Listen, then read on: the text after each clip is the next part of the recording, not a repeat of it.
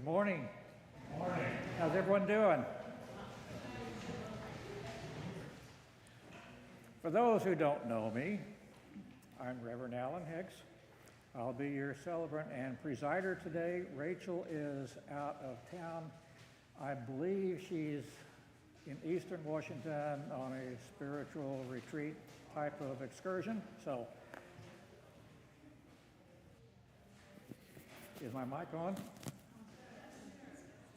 Yes, no? Now it is. Thanks, guys. I'll start over. I'm Reverend Alan Hicks. I'll be your celebrant and presider today. Rachel is out of town. You got me. Yay! Yay! I have a few announcements. Ministry fair. After the service today in Rogers Hall, we have tables set up with representatives from different ministries we have within the congregation.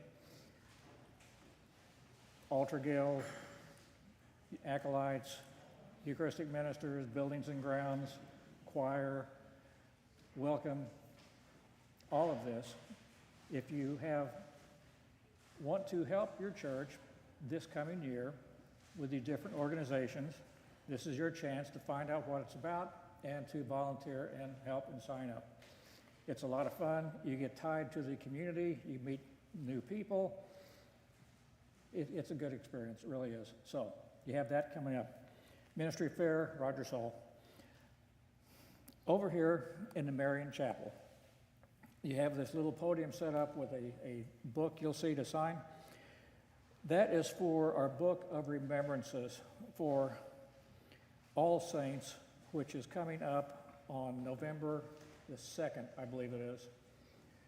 If you have anyone from your past that you would like to have remembered in that service, please take the time to write their name in the Book of Remembrances so that that name will be remembered at All Saints. And there's a basket of rocks over there with markers on them, and you can actually write the people's name on them also. So we have that coming up.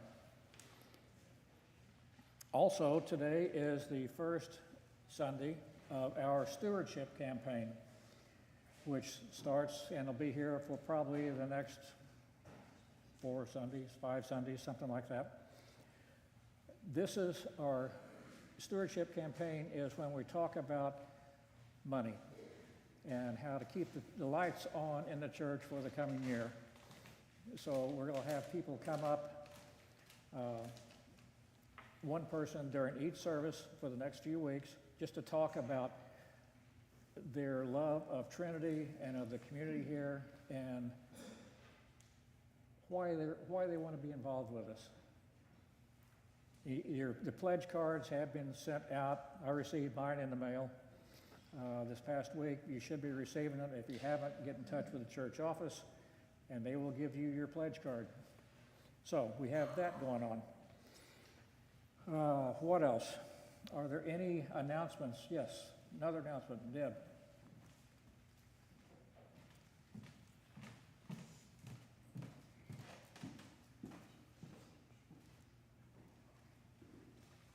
I came to beg and grovel one last time. We're about 150 or so recipes short of a cookbook. So I'm begging, pleading to you, please submit your recipes. The deadline is the 15th. We might fudge it to the 17th if you're around the church and want to drop them off in the basket. That'd be great. If not, please send them to my email, debthediva81@gmail.com, or text them to me at 425-876-7090. I'm begging and pleading, look at your old family recipes that Aunt Louise hasn't put together in 75 years, or your grandma's favorite hamburger casserole. Please send it to me so that I can put them in the cookbook and we will have another cookbook after 50 years. Thank you. At the 8 o'clock service, I volunteered to have my shake and bake, but she said no. So, anyway, for birthdays and anniversaries, I have no anniversaries listed, but we do have some birthdays. Craig Connell, Haley Green, Brian Wheeler, Anna Wheeler, Cora Cintiempo, and Betsy Mullen. Brian, come forward, please.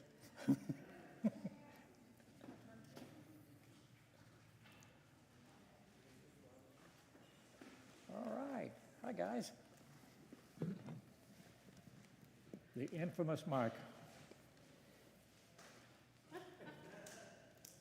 I would expect no less. Okay. You know the routine.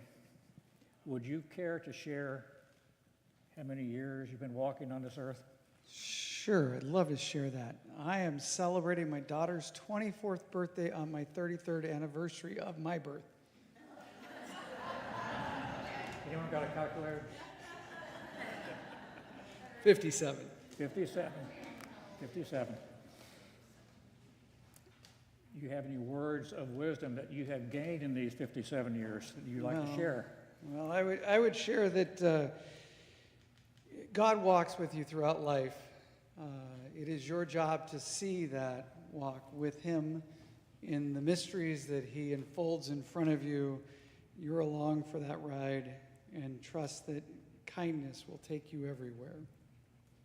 Thank you, sir. Craig, how you doing? Doing well, thank you. You care to share how many years you've walked this earth? Sure, this is the 44th year of my life, and I also share a birthday with my mother. Very nice. Do you have any words of wisdom that you have gained from these years? Always be willing to fail. You might be shocked at what you'll succeed at. And surrender to win, and always laugh deeply every day. Very good, thank you. Betsy? I was told I had to come back at 10 o'clock. So on Saturday, this is a decade birthday, I will be 70 years old. Whoever thought I'd make it this long, right? And words of wisdom, while you can't keep from getting old, it's something that just happens, you can keep from being old. And the way to do that is to stay active. Physically, keep moving. I don't care if you're swimming or working out or walking or dancing or just get up and move. Mentally, it's about being curious. Be kind, be patient with yourself and with others, and never lose your sense of humor. Very good, thank you.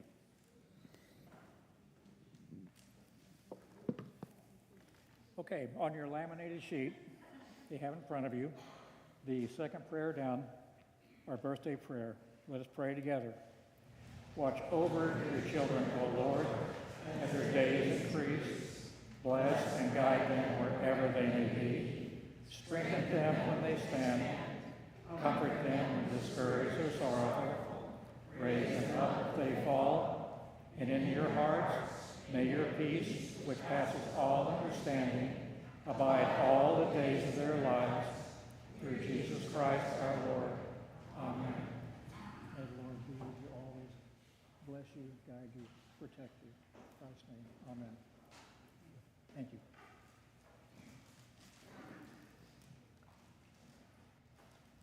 Are there any more announcements from the congregation? Then let us take a minute or so to calm our hearts and our minds. Yes, we have something else. We have Sunday school. Come forward.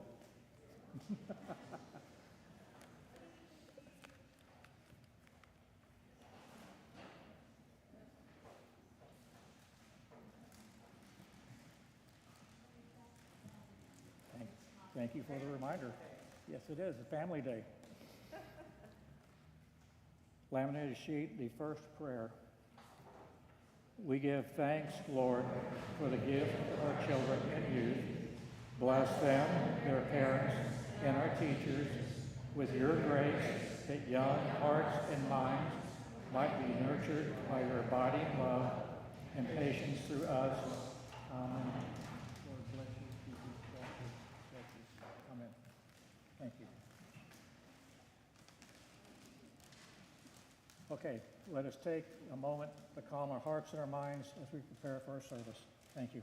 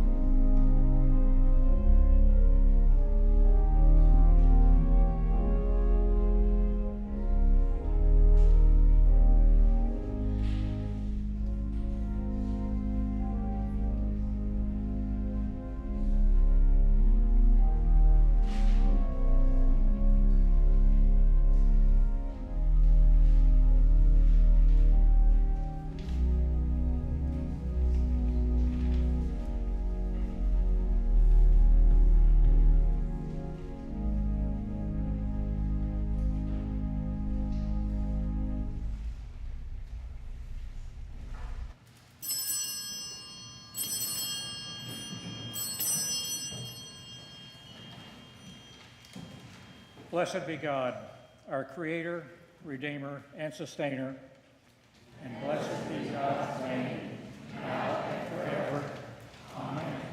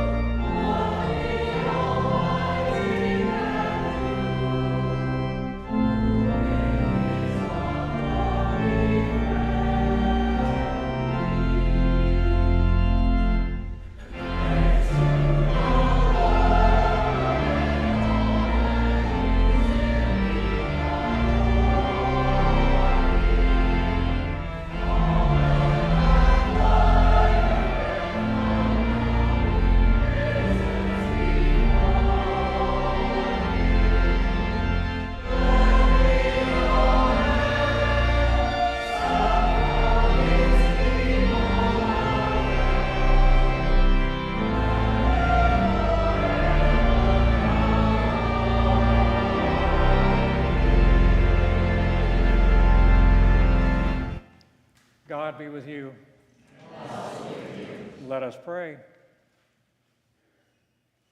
Lord, we pray that your grace may always precede and follow us, that we may continually be given to good works, through Jesus Christ our Lord, who lives and reigns with you in the Holy Spirit, one God, now and forever.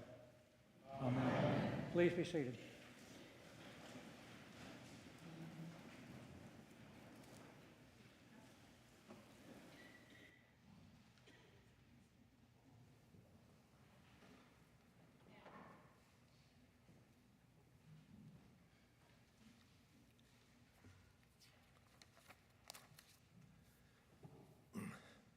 A reading from the second book of Kings. Naaman, commander of the army of the king of Aram, was a great man and in high favor with his master, because by him the Lord had given victory to Aram. The man, though a mighty warrior, suffered from leprosy. Now the Arameans, on one of their raids, had taken a young girl captive from the land of Israel, and she served Naaman's wife. She said to her mistress, "If only my Lord were with the prophet who is in Samaria, he would cure him of his leprosy."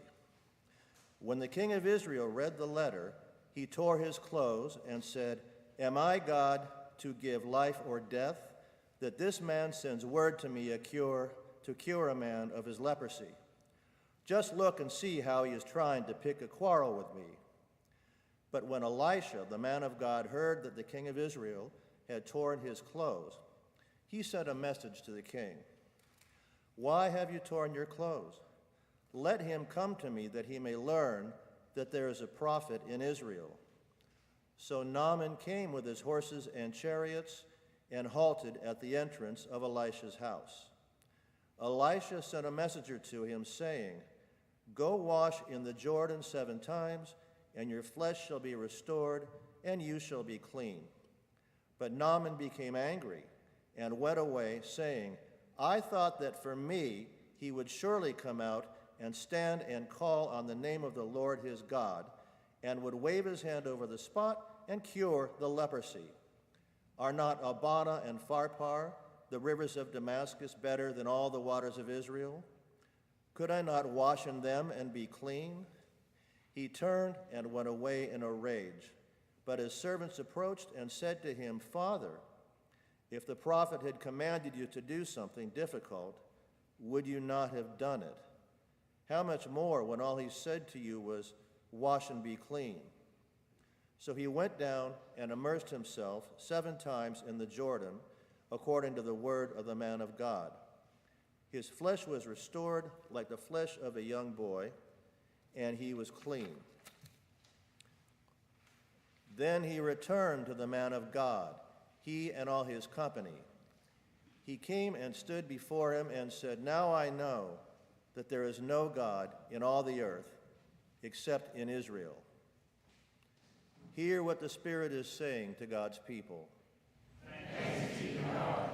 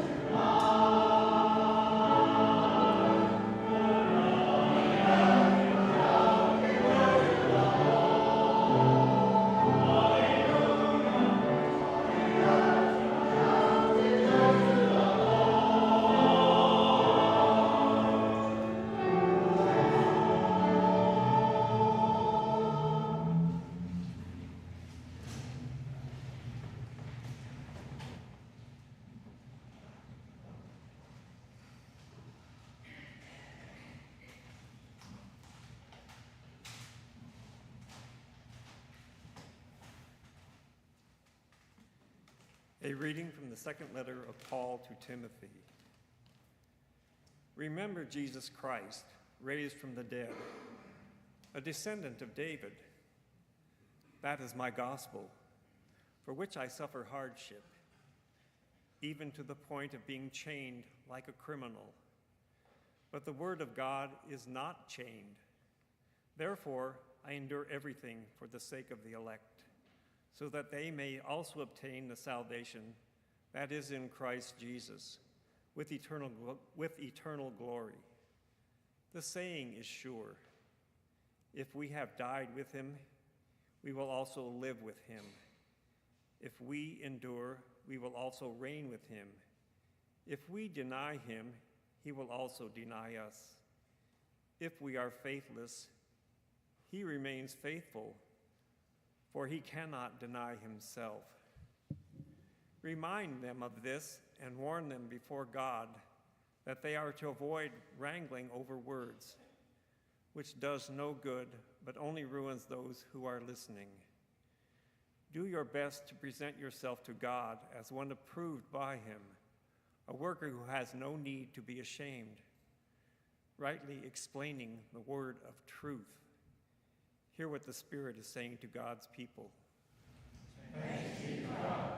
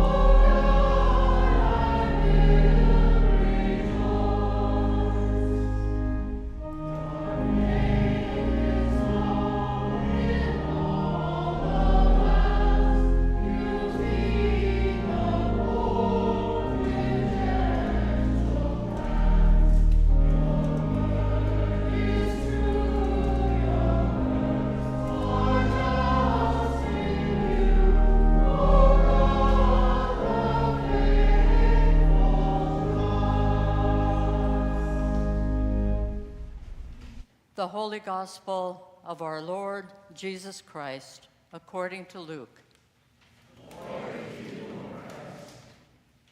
On the way to Jerusalem, Jesus was going through the region between Samaria and Galilee. As he entered a village, 10 lepers approached him. Keeping their distance, they called out, saying, "Jesus, Master, have mercy on us." When he saw them, he said to them, "Go and show yourself to the priest." And as they went, they were made clean.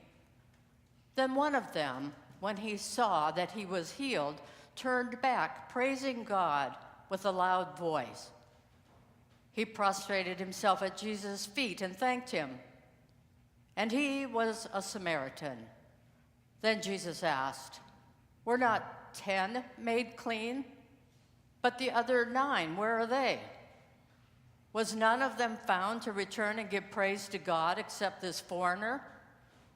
Then he said to him, "Get up and go on your way. Your faith has made you well." The Gospel of the Lord. Praise to you, Lord Christ.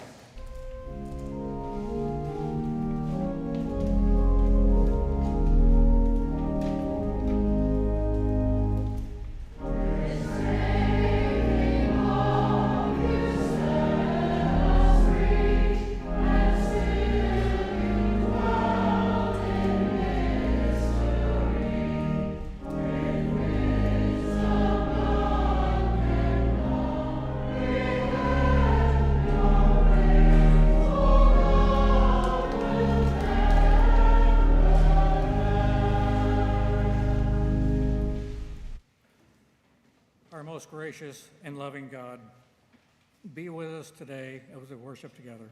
In Christ's name, amen. Please be seated.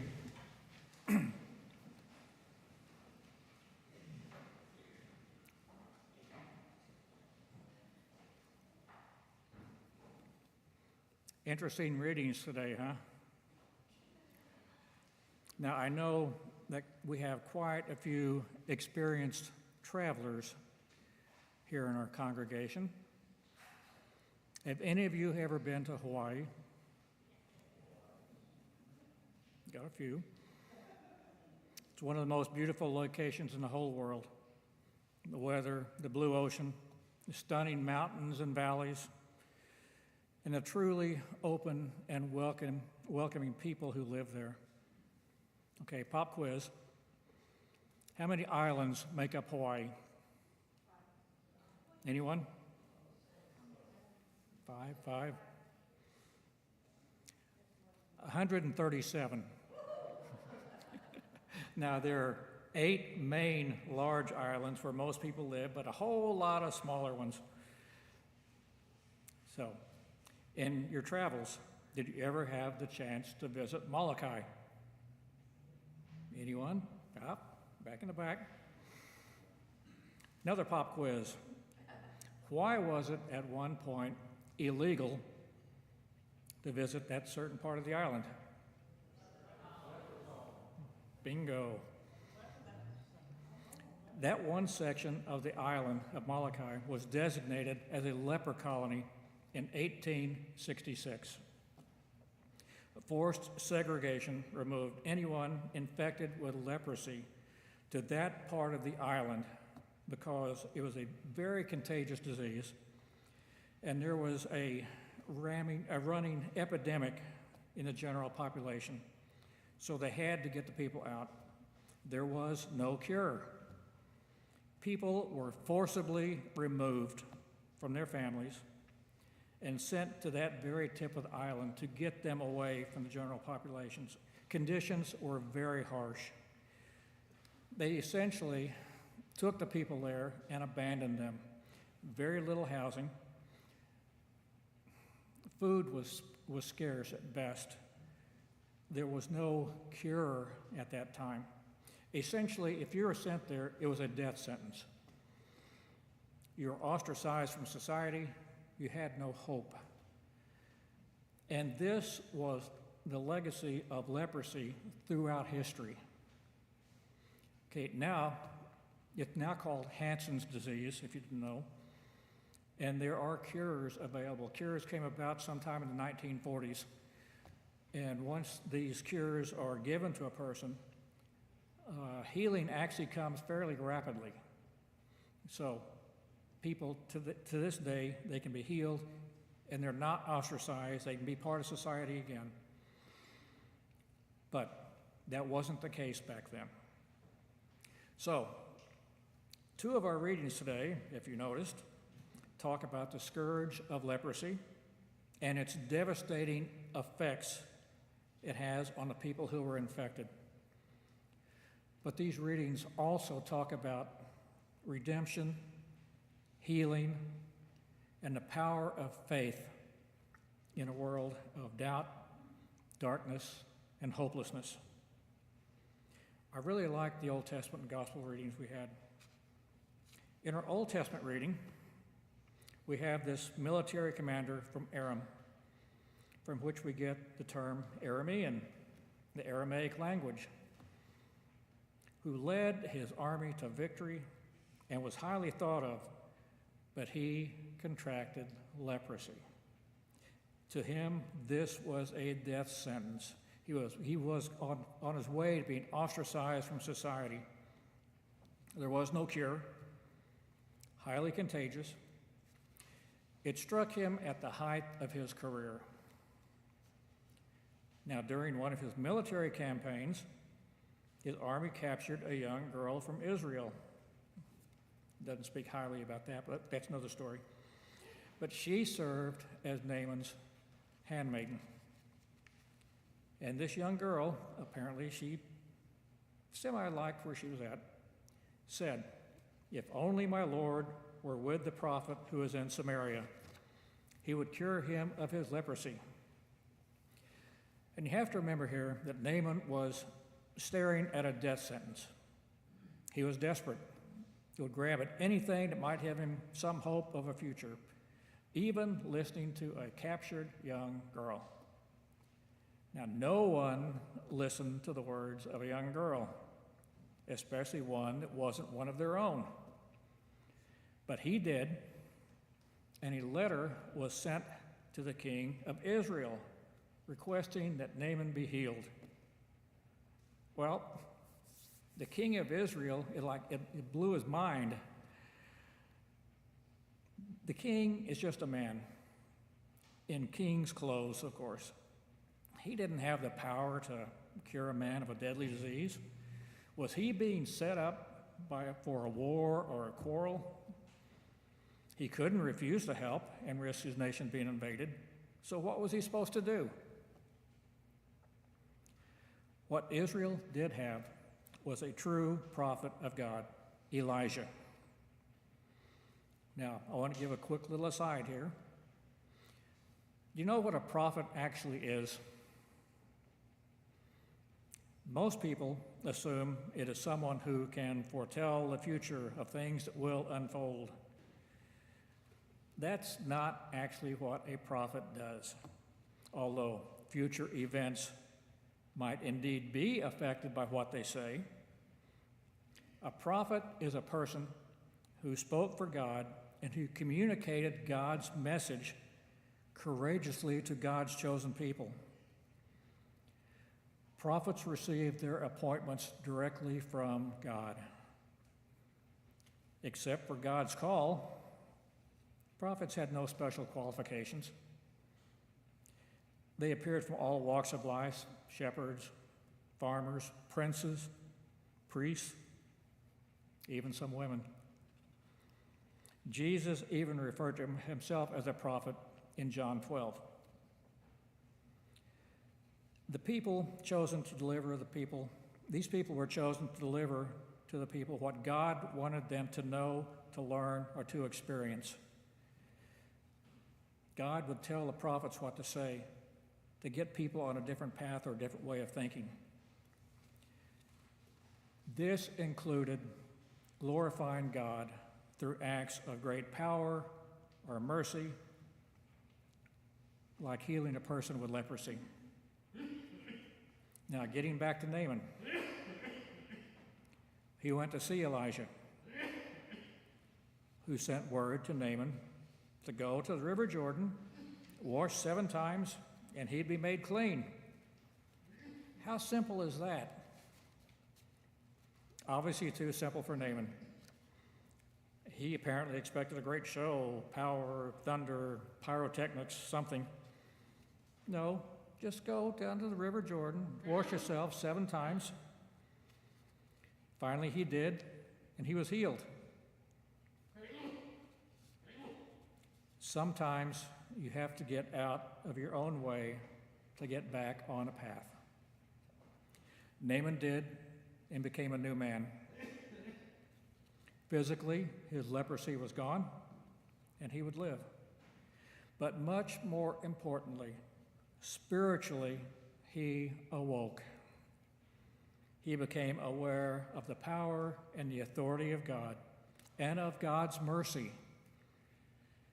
This great commander, army commander, was humbled and healed, and he gave all the credit to God. I love that story because it's partially the story of us and how full we can get of ourselves and how we just need to get out of our own way sometimes. We can create obstacles that impede our own progress and happiness by making things out to be more difficult than they really are. Sometimes it's simply changing our own mindset to see the simplicity that is right in front of us. Just taking that first small step and realizing that, hey, maybe we're worth it. Now, Jesus also had a leprosy issue to deal with, although it wasn't him who had the disease. 10 lepers approached him from a distance and called out, "Jesus, mercy, Master, have mercy on us." And he did. He sent them to the priest to show them that they were healed. But one of them returned, praising God and prostrating himself at Jesus' feet. And he was a Samaritan. He told the Samaritan, "Get up and go on your way. Your faith has made you well." The other 9, what became of them? The verse says they were made clean. He didn't say it to the other 9 who didn't return, but their faith had made them clean and well. Didn't all 10 of them call out to Jesus asking to be made well? Didn't their faith enable them to believe that Jesus was their only hope? And they acted on that hope and faith? This is what it is to be human. None of us is perfect. Yes, these other 9 lepers were overjoyed and filled with gratitude. Their death sentences had been revoked and they would live. You know, they had to have this longing to finally see their families and loved ones again, that they would be part of society. And they forgot to acknowledge where these new lives came from: God in Christ walking on earth. These were the most basic common men acting and behaving as the most basic and common men. If a miracle had happened to you or me, wouldn't you hope that we would have the presence of mind to go to the one who performed that miracle and at least thank them? 9 men did not have that presence of mind to comprehend the miraculous events that had happened to them. They had hoped that Jesus had the power to cure them of their leprosy, and their hope and faith was justified. They just joyously accepted their gift of healing and went on their way. Maybe later, when each one was alone with their own thoughts, they might have begun to appreciate their healings. I hope so. So what are we to glean from this story? I think a lot of it would depend on our beliefs and who or what, if anything, do we believe in. If you are a person who has this independent streak and has always done things for yourself without a lot of outside help, you might believe that things just happen, both good and bad, and you being the recipient just have to deal with them. Whereas, if you've always been a devout and or spiritual person who believes in a loving and merciful God, you would probably see God's hands in all the doings in your life. So which is it? Maybe a mixture or somewhere in between? If you are looking for me to give you an answer, I can't. Only you know what's in your heart and in your mind and in your soul. I say all this to spur your mind to these types of questions. Who are you and what are your beliefs? If you're sitting in this room or watching the live stream, you undoubtedly are a Christian. And with that comes certain beliefs and hopes. You are also a soul individual with your own thoughts, questions, beliefs, and hopes.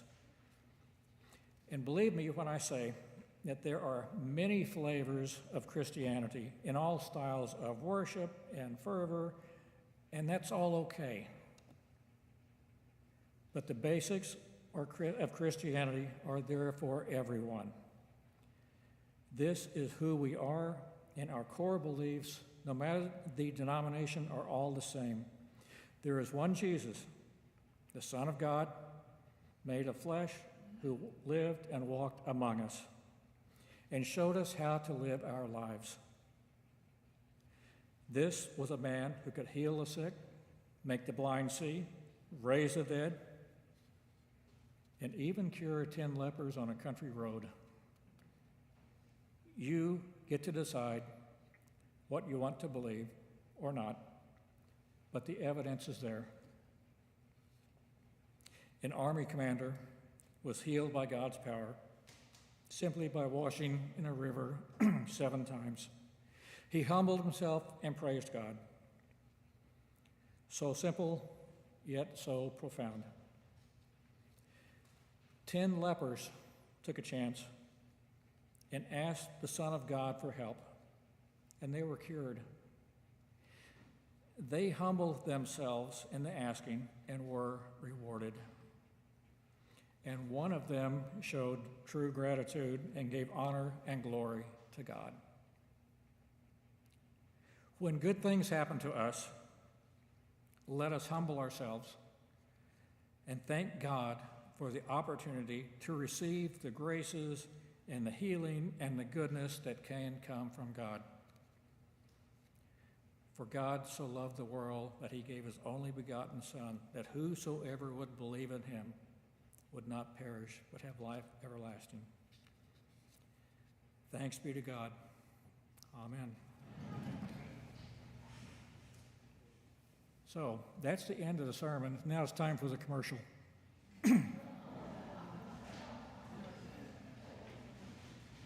I told you this is the start of the stewardship campaign.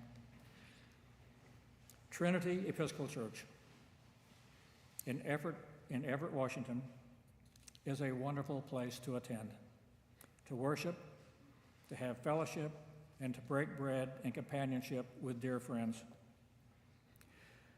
I want to see Trinity endure for another 120 years. We need God in our lives. We need that moral compass to keep us on track and to give us strength to carry on in this world. But it takes money. Jesus was asked whether the Jewish people should pay their taxes to Rome. What did he say? He said, "Give to Caesar that which is Caesar's, and give to God that which is God." What he was saying is, yes, live in this world that you're in, but remember to keep God separate and in your life. Living in today's world, we're bound by rules, laws, regulations, the things that make our mortal society function.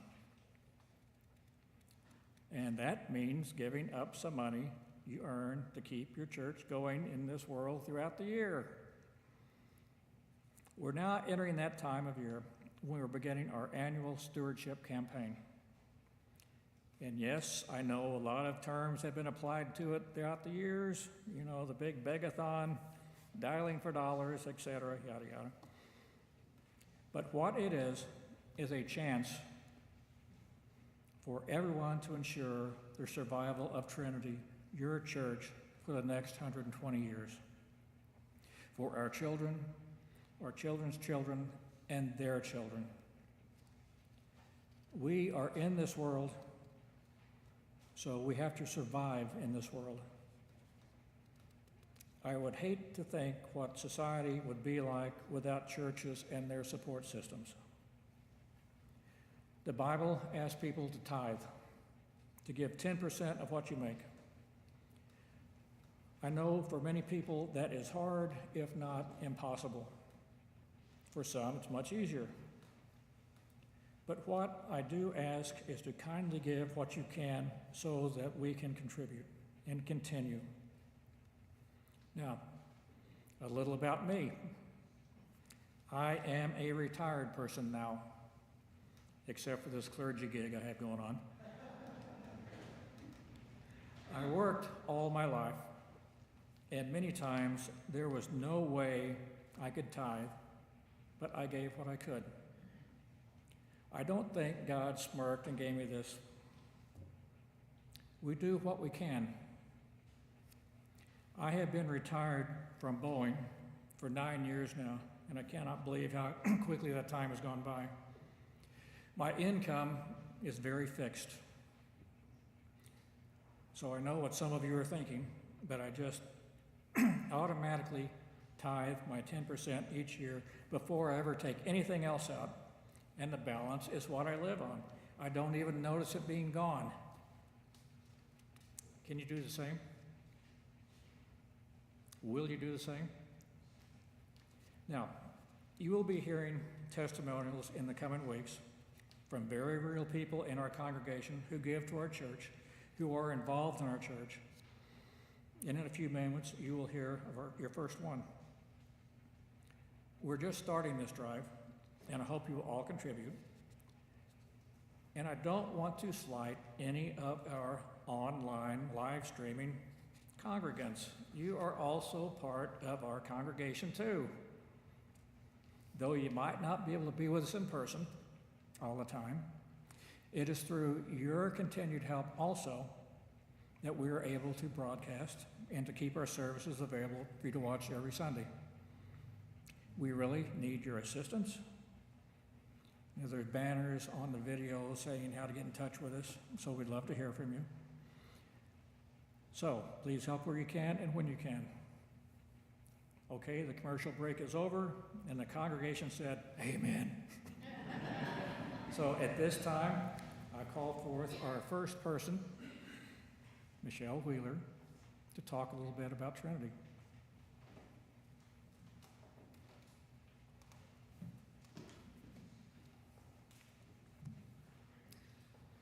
Hi. So my name's Michelle Wheeler, and I am your senior warden. And I hope you don't mind. I've written this and rewritten it, but I got it in my phone, so I'm going to read this to you, please. So, as Father Allen said, I've come to talk with you briefly about stewardship. And stewardship is all about understanding that everything is God's, and we get to be his trusted managers, taking care of his resources, like Trinity Episcopal, and keeping track of how they're used. And so I have been praying and thinking about this subject. And I keep coming back to gratitude. And gratitude for me then is in my husband, Brian Wheeler, back there. And the life that we've created and how he brought me here to his family's church, which has actually become my home away from home. Great. Grandma Mary's in the columbarium, Grandma Mary, Papa Jerry, my father-in-law, Bob. But I just found a sense of belonging here and community here at Trinity Episcopal. Like we mentioned, the choir, we got together last night. We saw a video of the members who were able to go sing, the Messiah at Carnegie Hall like last year. And just those experiences are just wonderful. I have taken on a lot of different roles here within the church, and for me, it's always sort of kind of been, you see a need, you feel a need, and I really hope that each of you can basically find a home like that for you here at Trinity too. We do have a lot of opportunities. Would you like to be a greeter, or an usher, or a coffee hour host, a reader, choir member, Sunday school teacher? If you think one of these things is a need you can fill, I know today, after the service, you can talk to somebody about it at the ministry fair. And for me, it kind of came home like last weekend for the blessing of the animals. Because, when one of the kids that you taught in Sunday school and one of the kids that was in youth group, basically, when your kids were there and they come back and they're 26 for the blessing of the animals, and you get to see them and talk to them and meet their girlfriend, and it just makes your heart smile. I would also like to acknowledge and express my gratefulness for Pastor Rachel and Father Allen and Deacon Pat and this beautiful building. Rachel helped me so much. She interred my mom and my dad last year out at my Disher family, where a lot of people from my father's family are buried, and Pastor Rachel's helped me through all of that. As senior warden, going back then to Father Allen and everything he does for all of our parishioners who are at Washington Oaks, including my mother-in-law who can't come to service so much because it's too difficult for her to get here and sit in the pews and things like that. So Father Allen then takes care of all of those parishioners, and we need to support him in doing those things. So as senior warden, I see emails about moving auction money or Trinity Together money that we needed to fill our annual budget deficit. And we use those things to pay for our utility bills and our payroll and the diocesan assessment and quarterly insurance payments. The vestry, actually, we even talked about getting earthquake insurance. You know, protect our assets, our facilities. For me, basically, are priceless, stained glass windows here above the high altar, but yeah, no, that is not in the budget. Each of us have these sort of same financial obligations in our lives, with, of course, the exception of the assessments and whatnot. But the main problem is that Trinity's income comes from you and me, and those donations that we do make to support the church. So with this in mind, I would like to ask each of you to look deep into your hearts and pledge whatever financial support you can to Trinity today and in the future.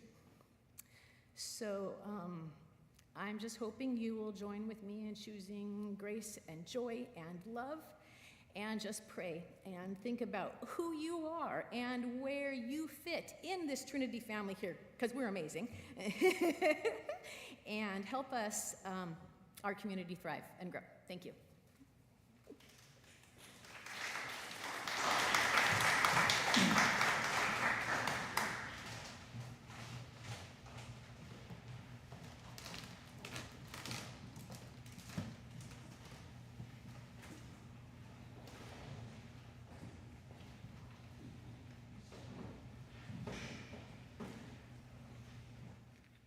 Please rise as able in body or spirit for the creed of our faith and the prayers of the people.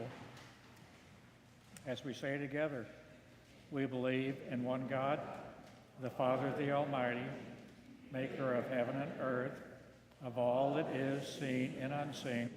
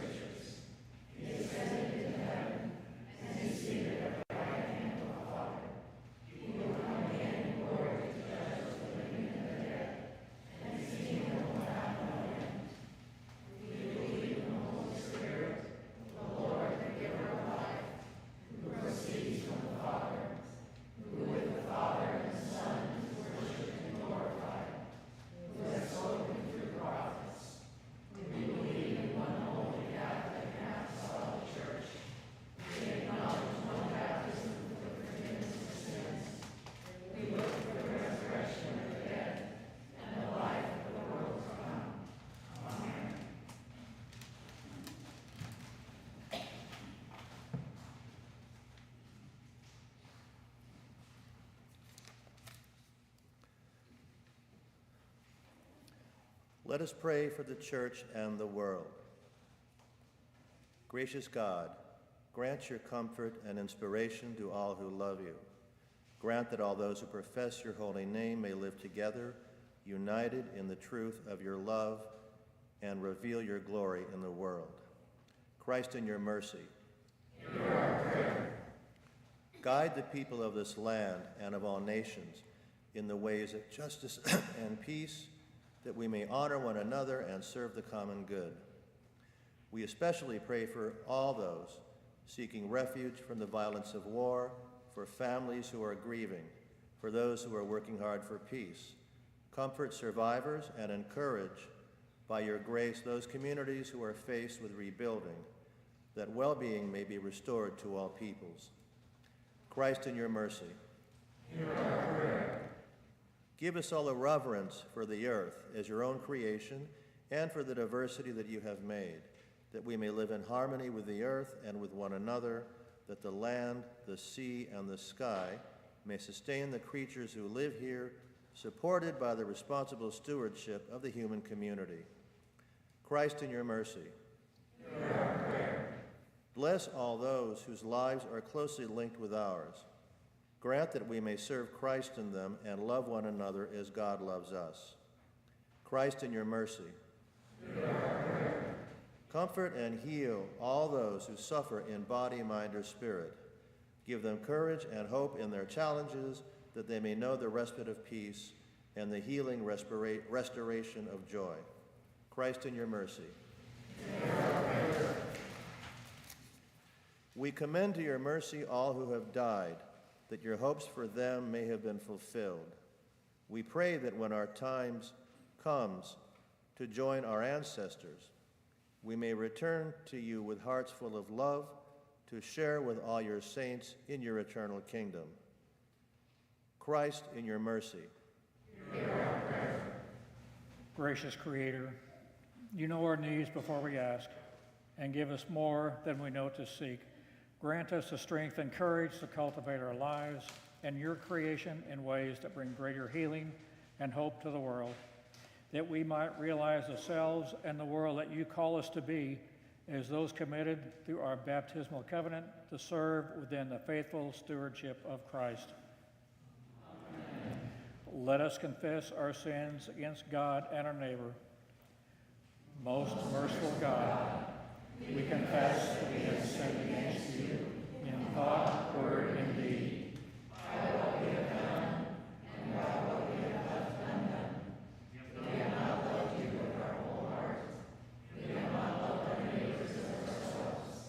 We are truly sorry and we humbly repent. For the sake of your Son, Jesus Christ, have mercy on us and forgive us, that we may delight in your will and walk in your ways, to the glory of your name. Amen. Almighty God, have mercy on you, forgive you all of your sins through our Savior Jesus Christ, strengthen you in all goodness, and by the power of the Holy Spirit, keep you in eternal life. Amen. The peace of God be always with you. And also with you. Let us share with each other a sign of Christ's peace.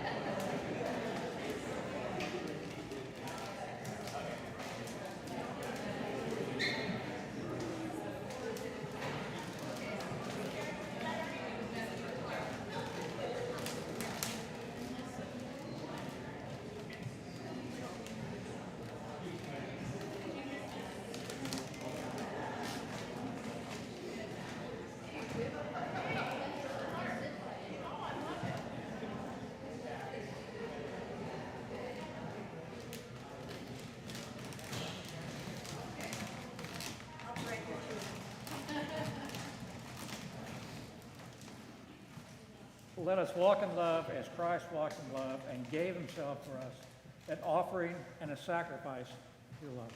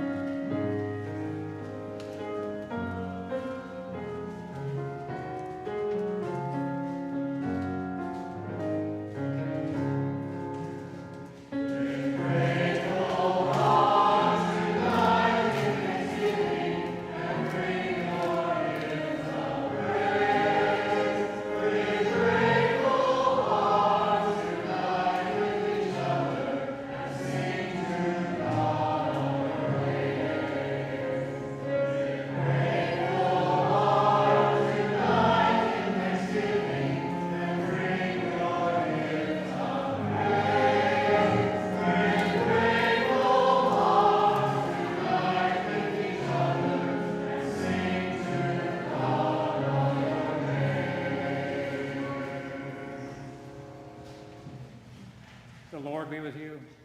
And also with you. Lift up your hearts. We lift them to the Lord. Let us give thanks to the Lord our God. It is right to give him thanks and praise. God of all power, ruler of the universe, you are worthy of glory and praise. Glory to you forever and ever. At your command, all things came to be, the vast expanse of interstellar space, galaxies, suns, the planets in their courses, and this fragile earth, our island home. By your will they were created and have their being. From the primal elements you brought forth the human race and blessed us with memory, reason, and skill. You made us the rulers of creation, but we turned against you and betrayed your trust, and we turned against one another. Have mercy, Lord, for we are sinners in your sight. Again and again you call us to return. Through prophets and sages, you revealed your righteous law, and in the fullness of time, you sent your only Son, born of a woman, to fulfill your law, to open for us the way of freedom and peace. By his blood you reconciled us, by his wounds we are healed.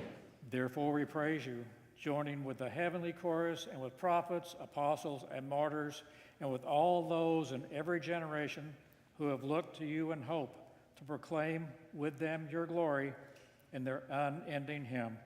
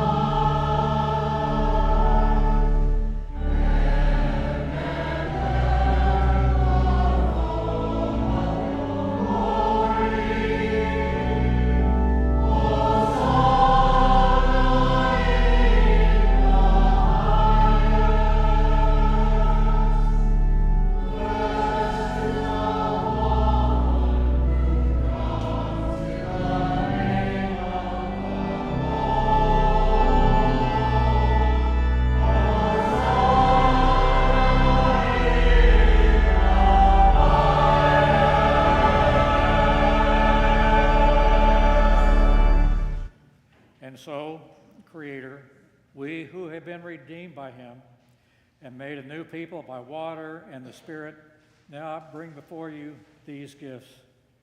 Sanctify them by your Holy Spirit to be the body and blood of Jesus Christ, our Savior. On the night he was betrayed, he took bread, said the blessing, broke the bread, gave it to his friends, and said, "Take, eat. This is my body, which is given for you. Do this for the remembrance of me."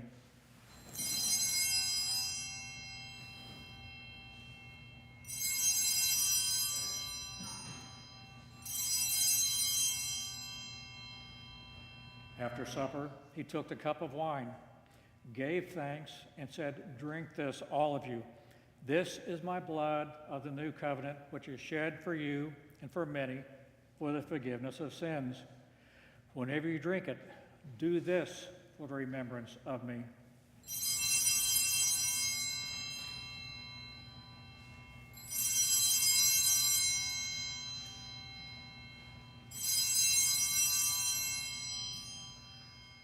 Remembering now his work of redemption and offering to you this sacrifice of thanksgiving, we celebrate his death and resurrection as we await the day of his coming. God of our holy and righteous ancestors, Redeemer and Mother of Israel, Creator of our Savior Jesus Christ, open our eyes to see your hand at work in the world about us. Deliver us from the presumption of coming to this table for solace only and not for strength, for pardon only and not for renewal. Let the grace of this Holy Communion make us one body, one spirit in Christ, that we may worthily serve the world in his name. Risen Lord, be known to us in the breaking of the bread. Accept these prayers and praises, Creator, through Jesus Christ, our great high priest, to whom, with you and the Holy Spirit, your church gives honor, glory, and worship from generation to generation. Amen. And now, as our Savior Christ has taught us, we are bold to pray. Our Father in heaven, hallowed be your name. Your kingdom come, your will be done, on earth as it is in heaven. Give us today our daily bread. Forgive us our sins, as we forgive those who sin against us. Save us from the time of trial, and deliver us from evil. For the kingdom, the power, and the glory are yours, now and forever. Amen.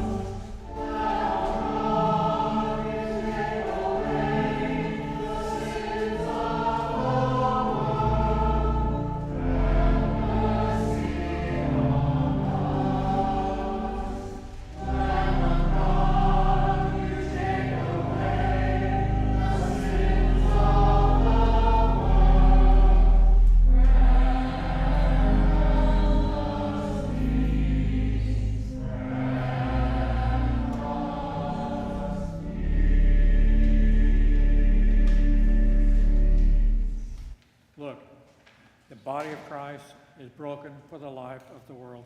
Here is Christ coming to you in bread and in wine, the gifts of God for the people of God, holy gifts for holy people. All are welcome to God's table. Therefore, let all participate in a spiritual communion through the grace of the Holy Spirit, who unites us one to another and our community to Christ.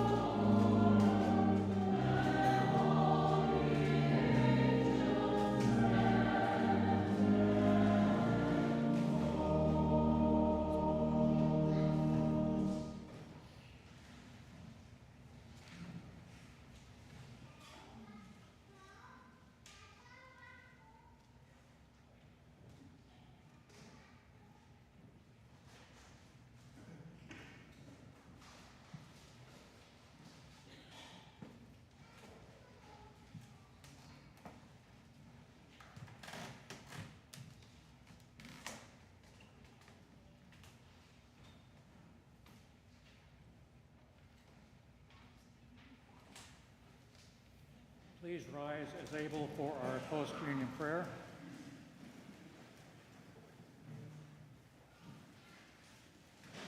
Let us pray. Create in us a new heart and a new vision, that the gifts of your Spirit may work in us to renew the face of the earth. May we be one with you, so that our work is yours and your work is ours.